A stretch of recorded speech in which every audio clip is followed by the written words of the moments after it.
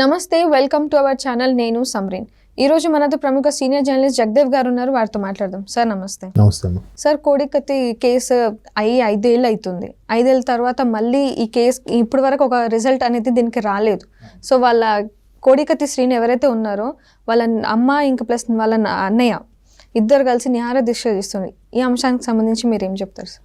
అంటే యాక్చువల్గా కోడికత్తి సీను అనే పేరు ఎందుకు వచ్చిందంటే, ఇంకా ఎలక్షన్స్ ముందు జగన్మోహన్ రెడ్డి గారు క్యాన్వాస్కి సంబంధించి వైజాగ్ ఎయిర్పోర్ట్లో ఉన్నప్పుడు ఈ శ్రీని అనే వ్యక్తి అతనిపై హత్యాయత్నం చేశాడని, దానికి ఆయన ఉపయోగించే ఆయుధం కూడా చాలా చిన్నది, ఇంతే ఉంటుంది, చిన్న కత్తి, జస్ట్ ఒక 4-5 అంగుళాలు ఉంటుందేమో.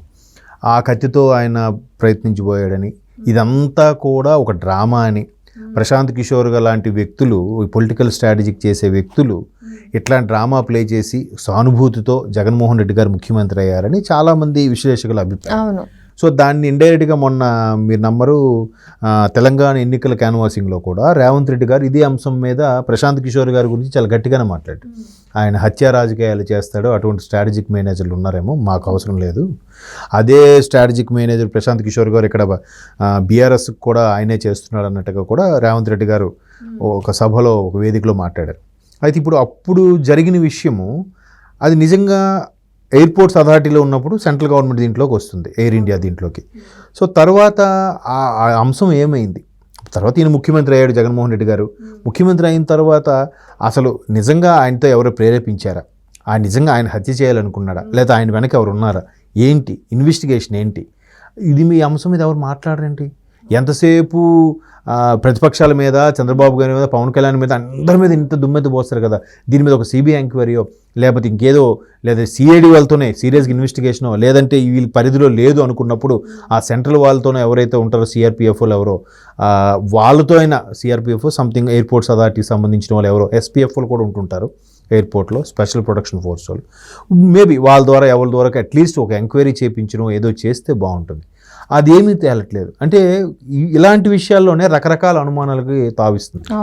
అంటే నిజంగా ఆయన చంపడానికి వస్తే ఆయన వెనక ఎవరున్నారు, లేకపోతే ఆయనే చంపడానికి వచ్చాడా, దాని మీద ఏదో తీర్పు రావచ్చు కదా, లేదు. ఇంకొకటి ఏంటంటే, దానికి ప్రధానంగా ఎవరి మీద హత్య ప్రయత్నం అయితే చేశారో అతను వచ్చి సాక్ష్యం చెప్పాలి, అదే వాంగ్మూలం ఇవ్వాలి. ఎవరు ఇవ్వాలి? ముఖ్యమంత్రి జగన్మోహన్ రెడ్డి గారు ఇవ్వాలి. అది ఇంతవరకు ఆయన 5 ఏళ్ళ నుంచి కోర్టుకు వెళ్ళేది లేదంట.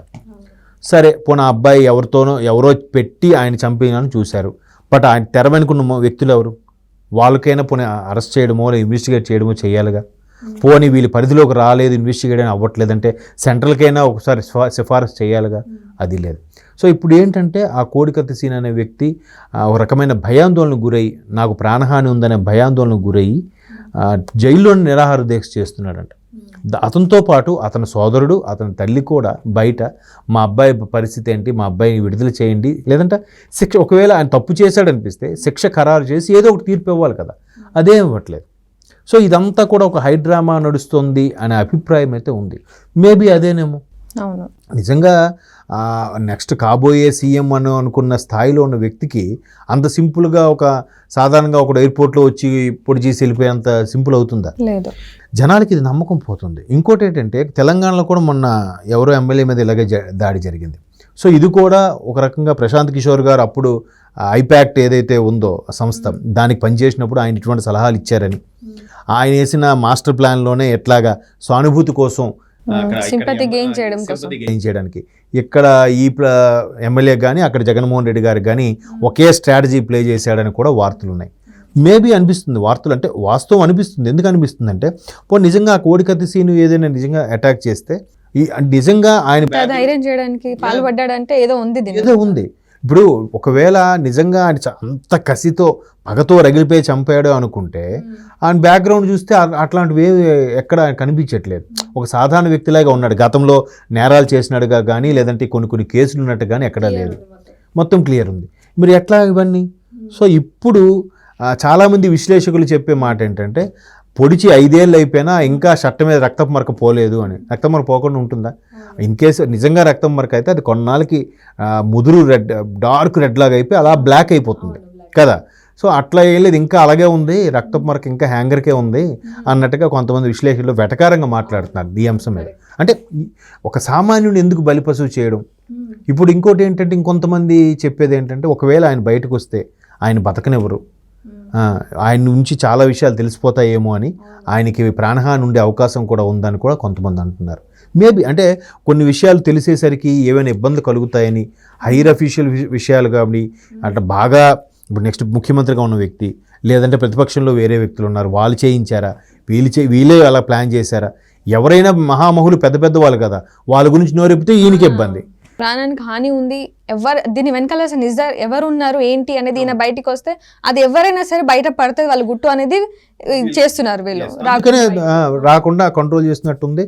అదలాగా తాత్సారం చేస్తూనే ఉన్నారు, వాయిదాల మీద వాయిదాలు, వాయిదాల మీద వాయిదాలు. ఇప్పుడు ఏదో వచ్చి ఇప్పుడు ఆయన తరపు లాయర్ అయినా బాబు నిజంగా హత్యా ప్రయత్నం జరిగింది, చంపాలని చూశాడు అని ఏదో పంపించవచ్చు కదా, లేదంటే ఈయనకున్న ఇన్ఫ్లుయెన్స్ ఉపయోగించి ఒక వాంగ్మూలం రాసి ఇవ్వచ్చు కదా. 5 ఏళ్ళు ఎలాగో అయిపోయినాయి కదా, ఇంకెన్ని రోజులు పాపం ఆ వ్యక్తి ఎంత సఫర్ అవుతున్నాడంటే, ఇన్ కేసు వాడి ముద్దాయి కాదు నిర్దోషి అని తేలి బయటకు వచ్చినా కూడా అందరూ 4 రకాలుగా అంటారు. ఆయనకి నెక్స్ట్ జీవనోపాధి ఏంటి, ఫ్యూచర్ ఏం లేదు, ఇంకా ఫ్యూచర్ ఏం లేదు. ఇట్లా రకరకాల క్వశ్చన్స్కి ఆన్సర్స్ లేవు. నిజంగా వాడు చంపాలని చూస్తే ఖచ్చితంగా బ్యాక్గ్రౌండ్ ఉండాలి, పోనీ అది లేదు. పోనీ ఈయన వెనక ఎవరైనా నుండి డౌట్ రాకుండా కోసం ఎవరైనా నడిపించారా, పోనీ ఇన్వెస్టిగేట్ చేయించండి. మీదే కదా గవర్నమెంట్, ప్రభుత్వం మీద ఉన్నప్పుడు మీరు ఏదైనా చేయొచ్చు కదా. మరోవైపు వైసీపీకి బీజేపీ సపోర్ట్ ఉందని కూడా మాట్లాడుకుంటున్నారు. మరి వాళ్ళ సపోర్ట్తో ఒక సిబిఐ ఎంక్వైరీయో లేదా సెంట్రల్ వాళ్ళతో ఏదో సెంట్రల్ పరిధిలోకి వస్తుంది కాబట్టి ఎయిర్పోర్ట్స్ అథారిటీ అదంతా కూడా వాళ్ళకి చెప్పి చేయించవచ్చు కదా, అది కూడా ఎందుకు చేయించట్లేదు? అటు లోపల ఉన్న అదే ఉంది, బయటకు వచ్చినా అదే ఉంటుంది. అందుకే ఈ తల్లి ఈ సోదరుడు ఎవరైతే ఉన్నారో వాళ్ళు భయాందోళనకు లోనయ్యి మా తమ్ముడు పరిస్థితి లేదా మా అన్నయ్య పరిస్థితి ఏంటి, వాడికి ఏదో ఒక దారి చూపించండి, ఎన్నాళ్ళు ఎట్లా వాడిని ఏదో ఒక కన్క్లూజన్ తీసుకురండి కేసుకి అని చెప్పేసి వాళ్ళు నిహార దీక్ష చేస్తున్నారు. నిజంగా నిరాహార దీక్ష చేస్తున్నారు, వేడుకుంటున్నారు. మా పరిస్థితి ఏంటి, మాకు ఏదో చెప్పండి, మాకు సొల్యూషన్ చెప్పండి అని చాలామంది కాలు పట్టుకుని బతిమాలుతున్నారు. ఎవ్వరు రెస్పాండ్ అవ్వలేదు, ఎవరు సొల్యూషన్ చెప్పకపోయేసరికి నిరాహార దీక్ష. గత ఎన్ని రోజుల నుంచి చేస్తున్నారు సార్ ఈ నిహార దీక్ష? ఇప్పుడు బుధవారం నైట్ చూశాను న్యూస్లో. ఆల్మోస్ట్ బుధవారం నుంచి బుధ గురు శుక్ర శని 4 రోజులండి. సో దీనికి ఏమైనా రిజల్ట్ వచ్చే అవకాశాలు ఉన్నాయా, లేకపోతే ఇది కూడా అలాగే సాగుతుందా? ఇంకా ఏముండదండి, సామాన్యులు చనిపోయినా కూడా పట్టించుకొని ప్రభుత్వాలు, పెద్ద పెద్ద వాళ్ళకే గతి లేనప్పుడు ఇంకా సామాన్యుడికి ఎవరు పట్టించుకుంటారండి, ఎవరు? ఇది 5 ఏళ్ళ నుంచి పట్టించుకున్న వాళ్ళు కొన్ని రోజుల నుంచి స్టార్ట్ చేసిన ఇది నిహార దీక్షకి ఏమైనా రిజల్ట్ వస్తుందని చెప్పడం కష్టం. ఇప్పుడు మళ్ళీ ప్రతిపక్షాలు నోరెత్తినా కూడా ప్రభుత్వం నోరు నొక్కేస్తుంది. సెంట్రల్ నుంచి ఎవరైనా రావాలి చేయాలి, లేదంటే ఎవరో ఒక దయామూడు వచ్చి ఒక lawyer guarantee case take over చేసి ఏదో చేస్తే చేయాలి తప్ప, అది కూడా ఎవరో ఒకరిని పురమాయించాలి లాయర్గా. ఈ వేరే ప్రతిపక్షాలు ఎవరైనా చెప్తే అవు చేయాలి తప్ప, అది కూడా ఎవరో ఒకరిని పురమాయించాలి లాయర్గా. ఈ వేరే ప్రతిపక్షాలు ఎవరైనా చెప్తే అవుతుందేమో, హైర్ చేసి చూడాలి, లేదంటే చెప్పలేము. ఓకే, దీని గురించి వేసి చూడాల్సిందే ఇంకా. అంతే. Okay, thank you so much. Thank you.